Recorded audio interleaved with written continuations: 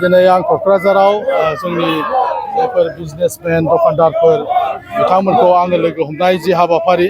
बे हाबाफारिखौ खालामदों मानोना बिथांमोना मेल मिटिङाव थांनो हाया गावबा गाव बिजनेस दङ बेनिखायनो बिथांमोननि दखानाव हाबनानै आङो दिनै माने भट बिदों जोबोद मोजां मोनदों बिथांमोनखौ लोगो हमनानै बिथांमोना खोथा होदों जे जों गोजोनखौ लुबैयो आरो थांनाय समाव जिहेतु इउपिपिएल पार्टिया गोजोन गायसनदोंमोन बेनिखायनो बिथांमोना एबारावबो इउपिपिएलनि बिजाथिनो भट होनानै बिथांमोना फोरमायदों।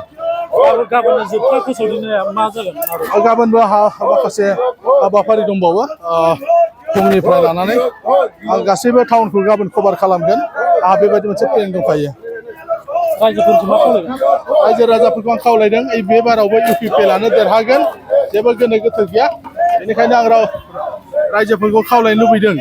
जे बेयाव काउन्सिलनि सरकारबाबो नाथाय एमएलएखौ इउपिपिएलआनो देरहागोन बेनिखायनो बयखौबो इउपिपिएलआव भट होनो थाखाय गुरै खावलायबाय।